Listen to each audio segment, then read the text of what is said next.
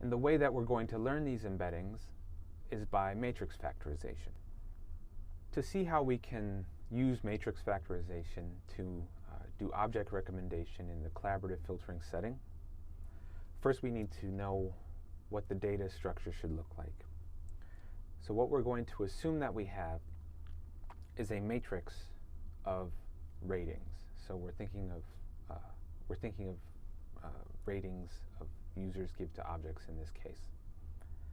So imagine that we have n1 users. In that case, we will have n1 rows in our matrix. And imagine that we have n2 objects. So they could be movies or books or what have you. We have n2 objects. Each object now has a column, and so we have n2 columns in our matrix. We'll call this matrix M. And now the ijth entry in this matrix, Mij, is going to be the rating that the ith user gave to the jth object.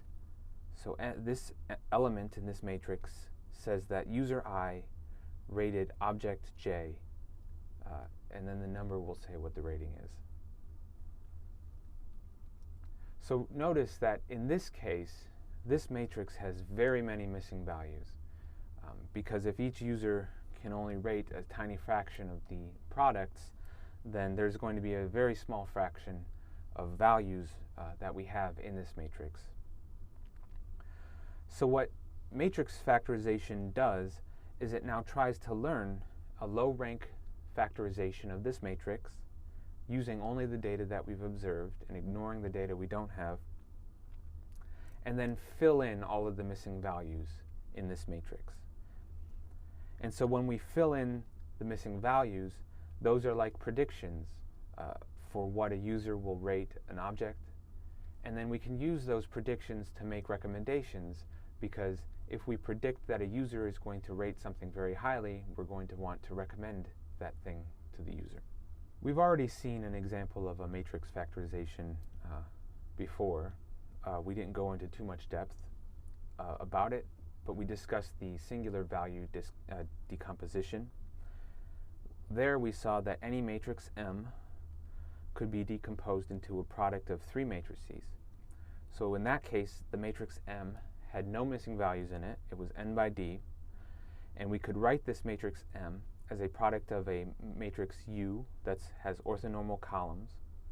So the dot product U transpose U is equal to the identity matrix, times a diagonal matrix S that has zeros on the off diagonal and non-negative values on the diagonal, times another orthonormal matrix V transpose, meaning that V transpose V was equal to the identity. So we can always do this. What we didn't really discuss in detail is that when this, if M is a low rank matrix, what that means is that this decomposition, for example, if M is rank R, this decomposition will have only R columns. So if we can write M as a product of a low rank matrices, then we don't have an n by n matrix here. We have an n by R matrix where R is less than n.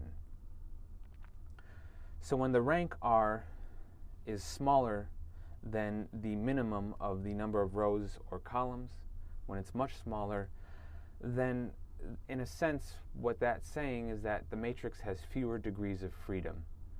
So a low rank matrix factorization can restrict the degrees of freedom of how many different types of things we can model in the matrix M. So this is going to be what we exploit, this idea of a low rank matrix factorization in the collaborative filtering problem.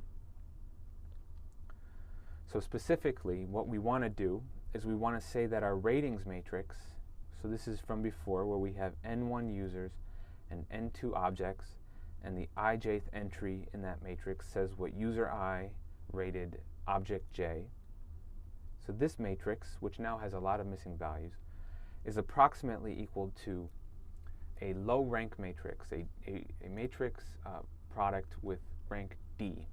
What that means is that we can take this matrix and represent it as a product of a matrix that is n1 by d times a matrix that is d by n2. And now d is going to be much, much less than n1 and n2. So if you imagine that we have hundreds of thousands of users and tens of thousands of objects, this will be a huge matrix, but d is going to be something much smaller, so it'll be something on the order of 10. That'll say how many degrees of freedom we really have in this matrix. And intuitively, you could almost think of it as saying how many things are really taken into consideration when giving a movie a rating. If d is equal to 10, then that's like saying there are 10 underlying things that factor into a particular person's rating of a particular object, but we aren't going to define meaning of what those are. It's a latent sort of thing. Okay, so we're going to assume this sort of a factorization, and we're going to call this matrix U and this matrix V. And now notice that the ijth entry in this matrix can be viewed as the ith row of the left matrix times the jth column of the right matrix. So this is the rules that you have with matrix products, that if you look at the entry ij here, that's approximately going to be equal to the ith row of this matrix times the jth column of this right matrix. And so now our goal is to learn these two matrices. And notice that if we restrict our view to the ith user, then what we're doing is restricting our view to the ith row of this matrix. And if we want to know what are the ratings that the ith user gives to all of the objects, we're going to take the ith row of this left matrix, call that ui. So this is a d-dimensional vector that's on the ith row of the left matrix.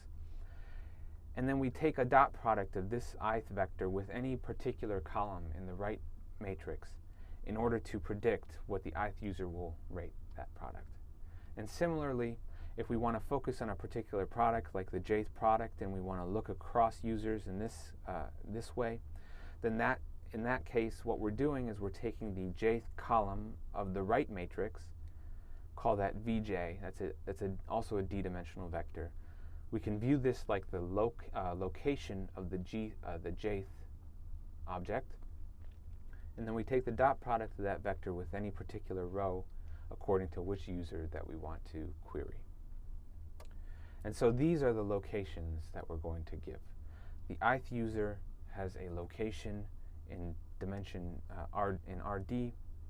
It's equal to the vector ui, which is the ith row of this matrix. And the jth object has a location in Rd, which is equal to the jth column of this right matrix. Now the question is, why does low rank work? What do we gain by being low rank? I'm just going to go through some of the intuitions here about why we would want to do a low rank matrix factorization. To see this, imagine that we have two movies. We have the movie Caddyshack and we have the movie Animal House. And so the movie Caddyshack corresponds to this column. So this is the column for Caddyshack. This is the column for the movie Animal House. And every other column corresponds to some other movie. What this column now is going to have is all of the ratings that any user has given to Caddyshack.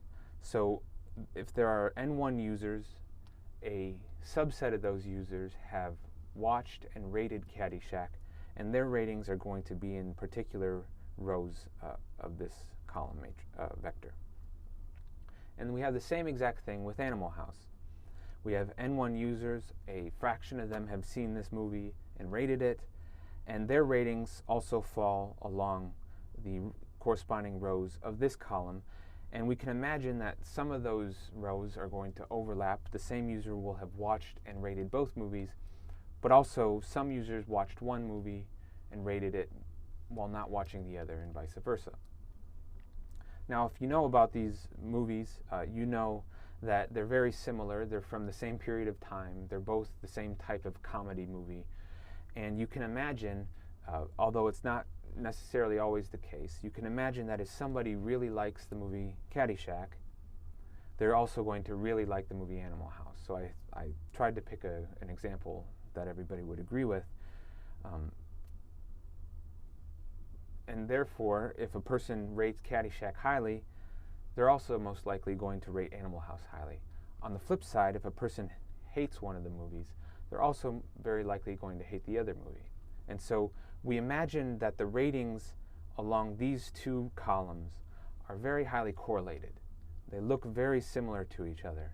That's what we imagine. And if you don't like this example, you could imagine a different example of two other movies that have high correlation in their ratings. And so what low rank factorizations do is they strictly enforce this type of a correlation. So if we look at the column for Caddyshack and Animal House, and we have a rank D factorization, what we're saying is that this column is equal to this d-dimensional vector times this matrix, whereas this column is approximately equal to this d-dimensional vector times this matrix. And so in that sense, because we're restricting all of the objects and users to live in this d-dimensional space, we're restricting what types of matrices that we can learn, and we're forcing there to be correlations. And so because we're only going to have a very tiny fraction of the ratings in this matrix, by enforcing this type of a low rank, high correlation factorization, we're going to be able to borrow information across movies in order to learn these locations. So we're going to be able to borrow information across the users that rated Caddyshack in order to help predict what those users would rate for Animal House, and vice versa. And we're going to actually take into consider all of the correlations among all of the movies in making these predictions. The technique we're going to discuss in this lecture is called probabilistic matrix factorization. This is one particular model for learning a low rank factorization in the missing data problem. I want to add a few bits of notation for this model. So again, here's our data matrix. We have n1 users and 2 objects. The ijth entry of this matrix is the rating of user I for object j. We'll call this matrix M. Now again, this matrix has very many missing values. So what we're going to do is let the set omega contain the pairs of all of the ratings that we have. So the pair ij is going to be in the set omega if mij is measured. So this set now has all of the measured index pairs in from this matrix. And let's let omega sub ui be the index of the set of all objects rated by user I. And let's let omega vj be the index set of all the users who rated object j. So this is just for notation, so we can have a cleaner way of writing this later. What probabilistic matrix factorization does, what this particular matrix does, is assume a generative model, which is why it's called probabilistic. It assumes a generative model for the data that goes like this. So for each of the n1 users, we assume that their location in RD is going to be generated from a zero mean Gaussian with some covariance.